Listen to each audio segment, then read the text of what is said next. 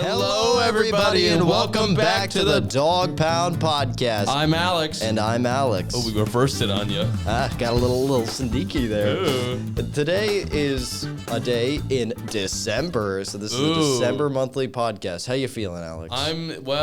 Alex, it is, some days are cold and some days are very room temperature. Like today, it's very humid. We live in a cloud and it is like 60-something degrees, and then in a couple days from now, it's going to be well below freezing, and then go right back up to 60.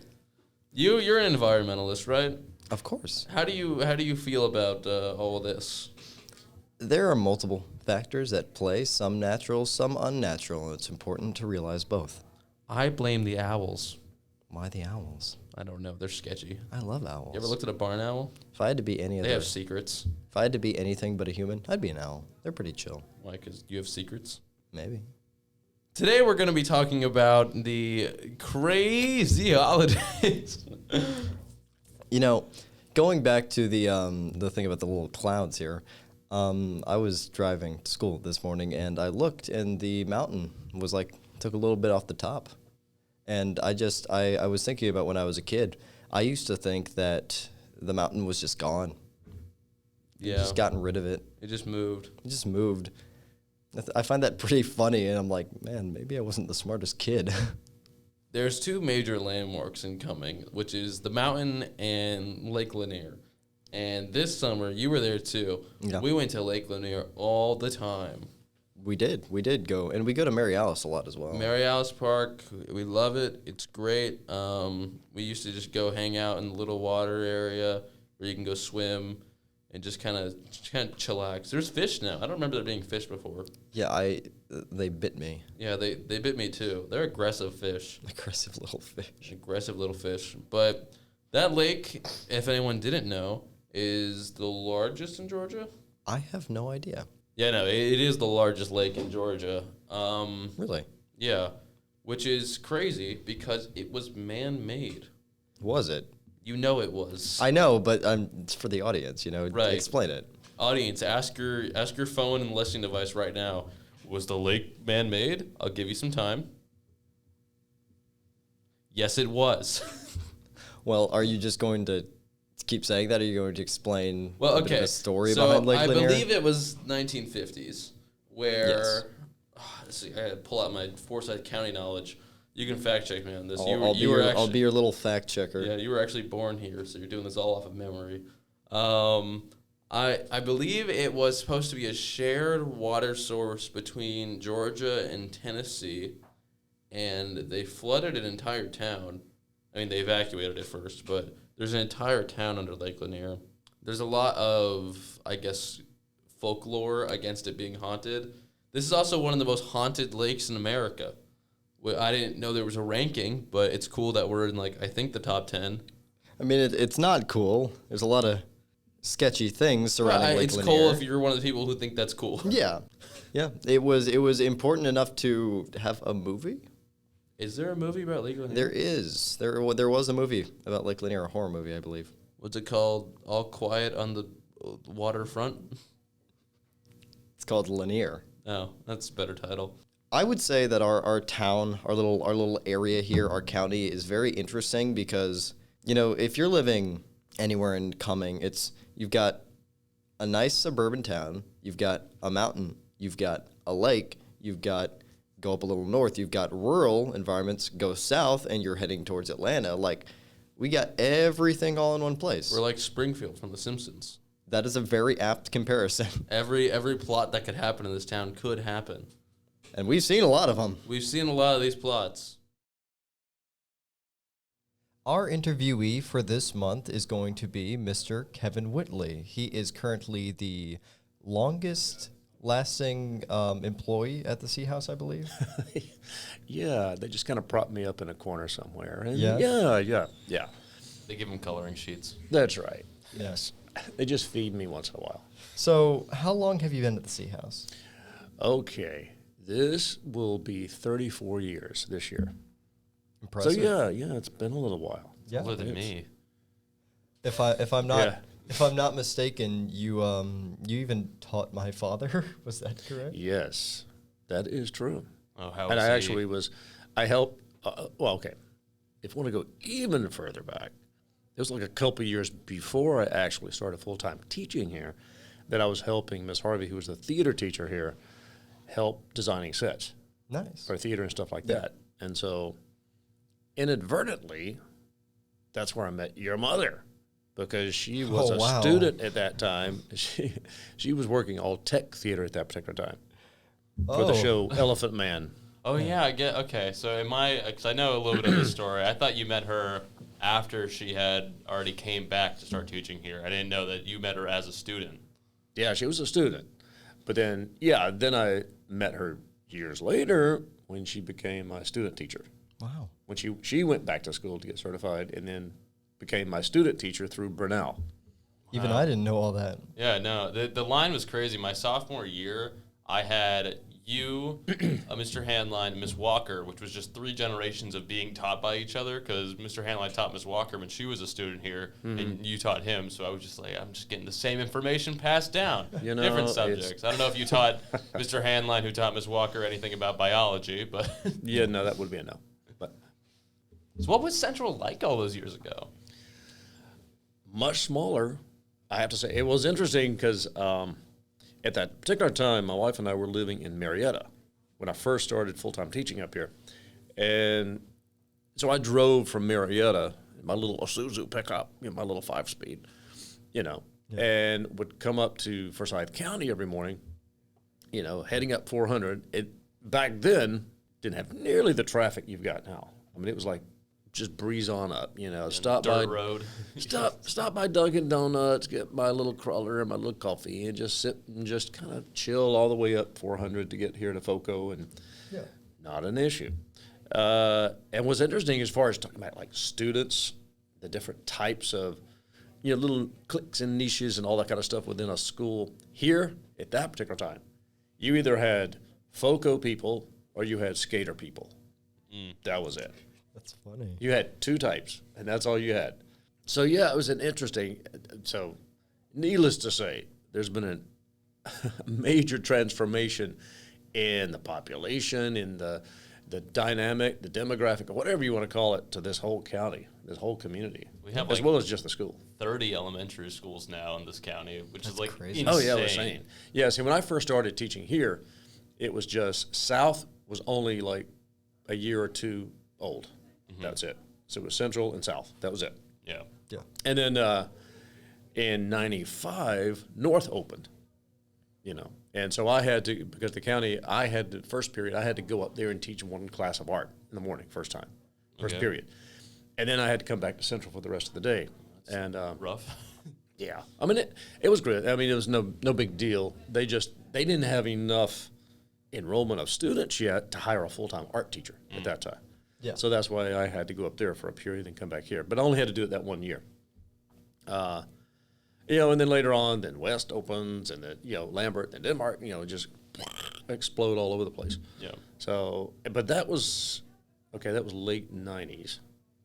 Yeah, because, 95 is when North opened. And then it was right after 95 that population exploded here in Forsyth County.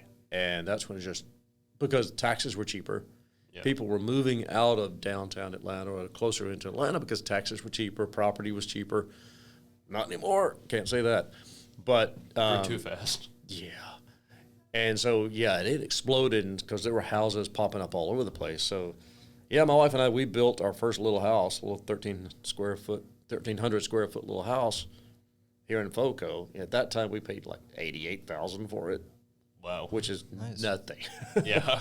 Now, But to us, as newly married couple, it's like, wow, this kind of cool stuff. Yeah. But, there's been a lot of change.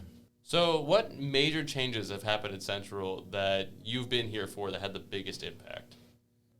I'd say the first time would have been the first major renovation of the school, the physical school itself, since I've been teaching here. And that was, I was still teaching art at the time. And I was teaching art in what used to be eons ago, the old band room. Okay. And which had no windows.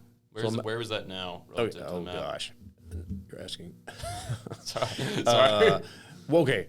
All right. It used to be Mr. Tucker's old drumline room. Okay. Okay. Yes, that yes, was yes, my yes. art room. The one with all the windows. Yeah. Yeah. I don't think that exists anymore. No. No, it doesn't. It doesn't anymore.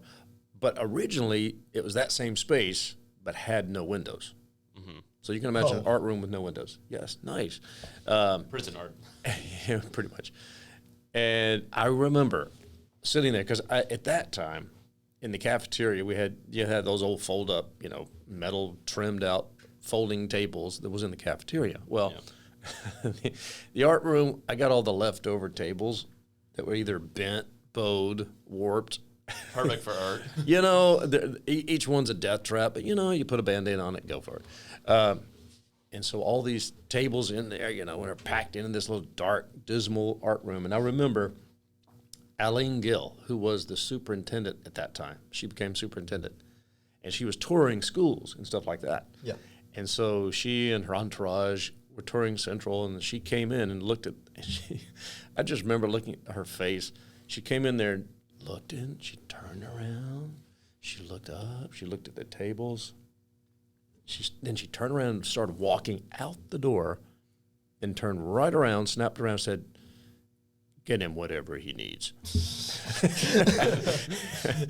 Yeah. And I'm like, this is just pathetic. and then and then my inner voice is going, "Wee, Christmas." Okay, and so and so that led to the first renovation, and so they knocked down all these little walls that were just useless and all that kind of stuff, and who thunk it? Put windows in the room, Yeah. And so there was major transformation as far as physically to the school, because we have the oldest facility in the county. It's the oldest school building. Yeah. Because, the school that was founded in 55. We used to be Forsyth County High School. Yeah, it was the only high school, And so that was a major thing, that first major renovation. And that was also the time that they built the new front of the school, which is now the East Campus lobby. Because the front of the school was pretty oogly. Where have to say. There was so that was like a update in the 90s. Was that the 100 Hall East lobby? Yeah. Okay, I thought So that was there since the 50s. Like in my mind. Well, I no, thought that was older. the 100 Hall, yeah, it was. It was Yeah. called Main Hall. Okay. That was it. Okay. Hall. Hall, yes. And the actual front doors, okay, it's hard to tell. All right, where the big atrium starts in the East Yeah. Campus lobby? That opening when you're coming from 100 Hall into the lobby? Yeah. Okay. Where that opening is, that's where the front doors were. Okay. So that What whole that old library was. Yeah. And so the big atrium that's there now, that was added on, pushed out forward. That kind of Made stuff. it look a little nicer.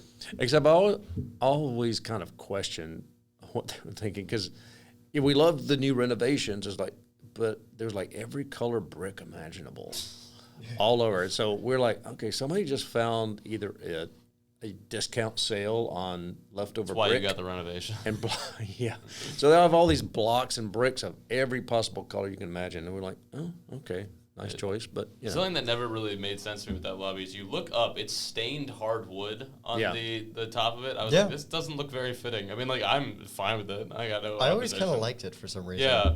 It looked very weird that there's like a floor on the ceiling. I know, it's a little ski lodgy looking. Yeah. I like it.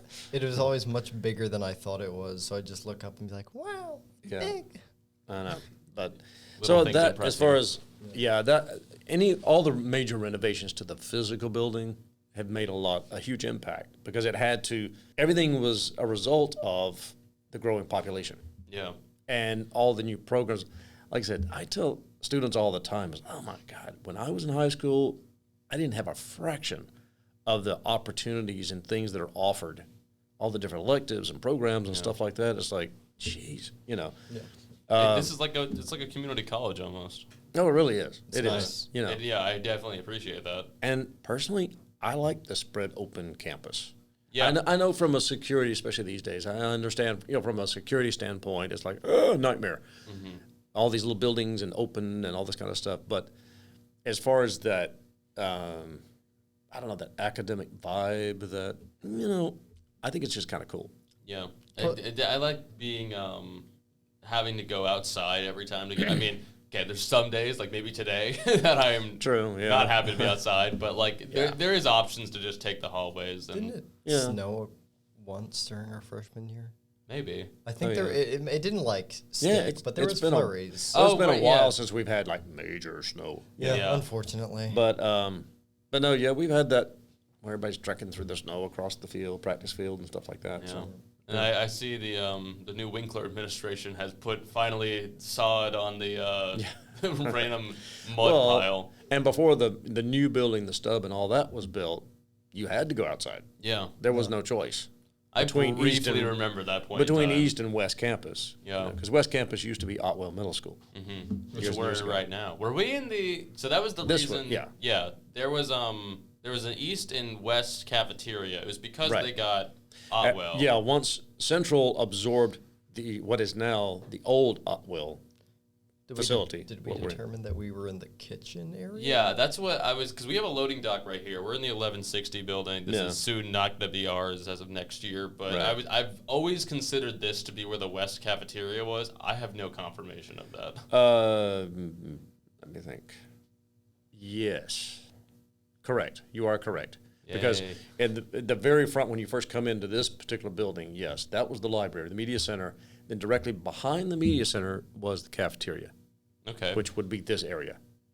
I always try to look for pictures of Central because it had like a little mini stage. Yeah, because I remember when we first absorbed this. Gosh, this was 2000. Anyway, the Art Honor Society, we did like a fundraiser, so we had like a band, we had a concert, in what was the old Otwell cafeteria here. Yeah. I remember that was a nightmare. We had a local garage band play, and they'd all set up, the officers got it all set up, and we had parents, it was all organized, sold tickets, made good money, had packed a little house and that kind of stuff. Till our performers decided, we're going to go really radical, and we're just going to throw fake blood everywhere. I'm like, no. Yeah, it's like, wah, wah, wah. So, at least you made money. So, we did. Like, cringe. We shut that down real fast and give them mops and said, okay, lights on, clean up, let's go, done. Yeah. So, we didn't do that again. Note to self, yes. What staff member that has been here do you miss working with the most? There have been lots. It's been a hot minute. It's better than BMQ. Gosh, jeez, that's a tough one. I mean, because they're different. Like there are admin, there are teachers. I'd say teachers that I enjoyed working with when they were here, and have since retired or whatever like that. Of course, Miss Harvey. I mean, she. I mean, to be quite honest, because she's the one that founded the theater program here at Central. But I mean, it was because of her that I even got to Central. Yeah. Nita Geddes, she was fantastic. She was great to work with, fun, super chill, very much a professional, but realistic. Mm-hmm. You know what I'm saying? Gosh, Nolan Floyd, he was a physics science teacher, great guy. He built all our sets and stuff like that. He's a big builder. Terry Ellis, she was another science teacher, amazing smile, always in a great mood, funny. Oh my gosh, had the best sense of humor. I mean, you could just look at her and it'd make you laugh and smile. Really? She was just, she wasn't funny looking. I just look at her and I start laughing. but I mean, it was just her demeanor and the way she was just great, Of course, Kenny Fox, he was the principal that hired me. Yeah. Super nice man, just the greatest, salt of the earth, terrific human. And then shout out to Mitch Young, because he really was significant in changing the perception of Central and rebranding Central, and also just had a great long-term vision for what the school was, is, and could be. So, I could probably sit here for another 2 hours and rattle off all kinds of people that have come and gone, but those are just a few that pop into my brain, right now. So, if you didn't know, viewers, this is Mr. Whitley's final year at the C House. Would you say it was 32? 34. 34. I know, yeah. This is the 34th and final year Scary. of him at the Sea House, and we're going to miss him greatly. The people who are not seniors are going to miss him even more because we're graduating with him. Ha. We're all super seniors. I hope not. Yeah, but as we leave, the senior class 2025 leaves, so will Mr. Whitley. So I'm going to ask you, what is the thing you will miss most about working at Central? I think, because I've had people ask me that already. My wife asked me, "Are you sure now you're ready to retire?" and all that. And I said, She "Yeah." just wants you out of the house. That's right. Get out. But I mean, all this time, people have, even when I hit year 30, people would ask, "Are you retiring?" I was like, "You know what? I'll let you know when I know." I said, "I don't know at this point." And all these colleagues I've talked about in the past always said, when you retire from any job, doesn't matter what it is, make sure you personally are ready. Because I've had some colleagues that retired at 30 because they just thought that's what I'm supposed to do and regret it. It's like, if you're not ready, you're not ready. There's no law that says you have to retire when you reach a certain time. About this time last year is when it kind of hit me. It's like, you know what? Yeah. And I think the biggest thing that I will miss will be the day-to-day just interaction with students. Mm-hmm. Because I love, establishing those relationships, especially in a creative atmosphere. I'm a creative person, and I have to continue to be creative, but I'm ready to, at this point in the next chapter in my life, is still maintain doing the same creative stuff I've been doing, but just not within the restraints of a classroom, if that makes sense. Yeah. Or a class or school schedule, that kind of thing. It's like I'm still going to do all the same stuff, music and theater and art and all this kind of fun stuff, but on my schedule. But all of that to say, yes, people ask me, what are you going to miss? It will be the interaction and the creative relationships that I've that are made with students. That's the biggest thing I'll miss, because that's the reason I've hung around for 34 years. That's very good. All tied up in a little bow. Tied up in a little nice bow, just in time for Christmas. Yeah. Jingle bells. Yes, we're all gonna miss you very much. Do you have any retirement plans in specific? Well, and that's one thing too people told me is like, make sure you have a plan. Yeah. Like some of these people that regretted it is because they did it cold turkey and then hadn't, okay. I would go crazy. I would lose my mind if I didn't have anything to do. Yeah. No, I've already been approached about doing some freelance directing and set designing, with local theaters and in and around the North Georgia area. Yeah. So, and that's it's not like a full-time thing. That's like periodically, be on my time, that kind of thing. Plus doing some performing myself. It's been a hot minute since I've been on stage myself. Yeah. And I kind of get up on there. Well, why should you guys get all the fun? You know what I'm saying? And also, I am going to apply to Central Casting in Atlanta, for background actors and stuff for all the major films and things like that. It's like, there seems to be a need for older guys. I gotcha. Okay. But you don't look a day over 20. It's Well, I hard to think cast you're my favorite person. Okay. Hey, I'm going to be on the best alumni list. Yay. And so, it's like, because I'll have the freedom of schedule now, because if I have to be on a set at 6 a.m. or whatever, I can do that. Mm-hmm. And, just tell me what time, where to be, what you want me to be, pay me, have fun, that kind of stuff. Give me money. There you go. And get into the art studio full time. Yeah. Back into the studio working. Because I've got a plan right now of working up over the next year, working up a body of artwork, selling. My oldest daughter lives in New York. She's going to set me up and work. Selling my oldest daughter. But her job is, she's a online marketing coordinator. So she knows all that kind of stuff. So she's going to set me up with online galleries and stuff like that once I get some work done. As far as sales, but also where she lives in her neighborhood in New York City, Lower East Side, we Googled it. there are 19 small little art galleries just in her neighborhood. Uh-huh. There's actually one downstairs in her building. Convenient. And I was like, and she's already been in there and talked to them. And so my idea is once I get a body of work, do the online thing, but schlep some work up to New York, and she's going to rep me to all these places, all these galleries, and if any of them want to pick up and represent my work, I told her, I said, you get a commission off any sale. Yeah. She's like, oh, okay, cha-ching. That's good. Oh, incentive. There you go. Point, Incentive. Yeah. What an idea. So she's going to rep me in New York while I try to build up work and stuff going on down here. So there, yeah. Sweet deal. So to answer your question. Nice retirement plan. That's my plan. Not Bermuda? I'll stay busy. Bermuda, well, you never know. Yeah. They send me on a shoot Darn somewhere. triangle. If I'm supposed to play some aging bartender or whatever, send me to Jamaica or whatever. Yeah, I'm there. So that's fine. So, but yeah, all that to say is yes. Answer is yes. I do have a plan. All right. Nice. But flexible enough to know that it's all on my schedule. Yeah. And if something comes up, it's like, I don't want to do that right now. Flexible enough to still be retirement. Exactly. Yeah. That I make the choices of when and where I do stuff.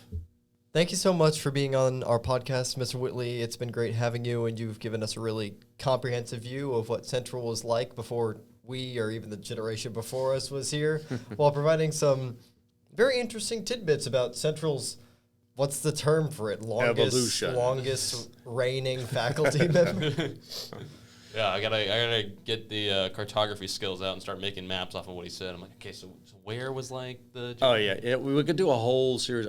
I just walk around this campus and I can tell you where certain things were. I would love that because they don't. A lot of these things obviously don't exist anymore. But it's like this was here. It's like what? Yeah. See, there's a video on YouTube. I think it's like 2011 of someone giving a tour of Central, and it's like a student. It might have been earlier than that. And they edit it themselves, and it's terrible effects. It's crappy little little digicam. Every time he transitions from shot, there's a lightning bolt, and he like disappears. Oh, nice. Yeah. So, but it shows a whole different thing. And he's like, hey, "This is Foxfield, named after our principal," and I'm like, "It's old." Yeah. I mean, other than the interior and some of the exterior of the East Campus, everything else is pretty new. Yeah. I mean, it's changed. It's gone through major you can changes. See the evolutions of it too. Like, you just look for the different types of bricks. I can't remember how many. You can see when something was built. Oh, well, this was added on. Oh, this was changed. Yeah. Especially I think the bathrooms is the biggest giveaway. Bathrooms are a big. The dome gym bathroom is 100% 1955. You're just caught up on this dome gym, man. You love it. I love the dome gym. Hey, people, they rag on the dome gym, but it's an icon. It is an icon. I mean, it is. The acoustics are totally ridiculous, but and you can imagine in those early days when I was teaching, all the pep rallies and all, you'd fit the entire school in that little gym. You're talking about loud. Oh my gosh, with a domed roof, because you could sit on one side, or you could actually stand center court, and somebody can be in the top bleacher and whisper, and you can hear them. Yeah, we had some crazy. Yeah. Yeah. Because it sounds like somebody's whispering in your ear. The Georgia Film Commission needs to know about that gym as far as a great set, especially a location set. We might get on Stranger Things. Oh, wow. Yay. That's what I'm saying.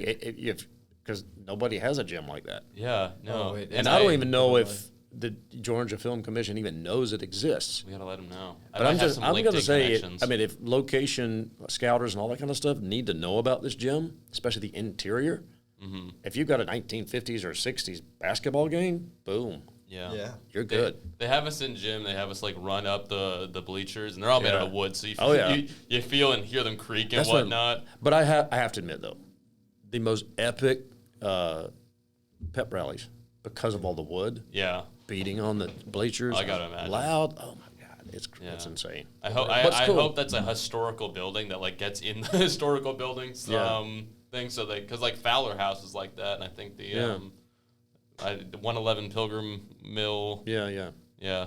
I'm just really surprised nobody's picked up on that for scouting. You would never think about it. You think, it's a modern school. They have modern, but you can't see it unless you know it's there. You don't look for the dome. Yeah, it's like All right. We've been happy to have you on, and we wish you well in your future endeavors being retired. Thanks so much. Appreciate it. I enjoyed being here. Yeah. Awesome. Merry Christmas, Happy Hanukkah, Happy Kwanzaa, Happy Holidays. There you go. Yep. And yeah, we will see you later. And thank you so much for being on the DawgPound podcast. Thank you so much. Hello, my name is Samantha Smith, and today I'll be walking around Forsyth Central High School asking the different teachers what their favorite holiday memories are. So, what is your favorite holiday memory? Spend time with my friends, spend time with my family, spend time with my teachers. The end. Well, I've been at Central for 10 years or so. Early in my years at Central, we had Mr. Pagel show up one day with his Cousin Eddie outfit, and I just thought it was hysterical. He was so perfect as Cousin Eddie. He had the off-white sweater with the black, like, fake turtleneck underneath. He had the leisure pants. He had the hat with the ears that stick out and the funny white shoes that go with polyester suits. I mean, it was hysterical. It was absolutely so funny. And if you don't know who Cousin Eddie is, he is from Christmas Vacation, the National Lampoon's Christmas Vacation. He's the character that comes to Clark's house with the RV and is spraying his dump tank, his waste tank, into Clark's storm drain sewer. So he's really a funny character. Anyway, Mr. Pagel pulled it off so hysterically. So later, last year, the Science Hall decided to create a whole hallway theme based on Christmas Vacation. So what made that funny is we were able to borrow some things from Mr. Pagel. We actually printed off a face of Mr. Pagel and put him near the RV and had him a sewer tube, and we had the hat on him and everything. It was really funny. So he was an inspiration for the Science Hallway to create this whole scene from Christmas Vacation. We gave out Jelly of the Month Club. We gave out little jellies. We dressed up as the characters from Christmas Vacation. It was really hysterical. And we actually won the hallway decorating contest last year. So go Science, woo woo. So these are great memories of my Christmas experiences at Central. So happy holidays. At Central, I really do appreciate the Thanksgiving luncheon that the teachers have because it's so much food, and food is so good. Thank you. Thank you. 2 years ago, the 1300 Hall started the Christmas decoration competition, and that's been my most favorite memory. The Thanksgiving luncheon, where all the teachers bring their favorite dishes and we get to sit and eat together. I think that's about all the time we have for the month of December. It's getting chilly, getting a little cold, and I'm looking forward to bundling up and drinking some hot chocolate. I'm looking forward to opening presents. Yes, I believe in the capitalistic approach at Christmas. Is it about family? Is it about loved ones? No, it's about capitalist greed. Oh, you're killing me. His Christmas spirit's dying. It was the only thing keeping him alive. Oh, his words have killed me. It's about giving, you fool. It's about giving. It's about the spirit of doing good to the people around you. He's proving me wrong. I'm the reformed Ebenezer Scrooge. Okay. All right, I'll let you have it, Ebenezer. I'm keeping it all in, by the way. I'm keeping all of this in. Fantastic. We have the opportunity to edit things. I refuse to edit it. I try and catch him in his words sometimes. Yeah. Keep me in check for, no, never mind. No, He's not going to expose himself? I'm perfect. Yes. All right. Well, this is the end of the DawgPound podcast. We hope you have enjoyed it, and be prepared to hear us next month, January. In case you forgot what month is next. In case you forgot what month is next. Yes. Alrighty. Have a great winter break. And you'll hear our voices later. Yes, we love you all. Goodbye.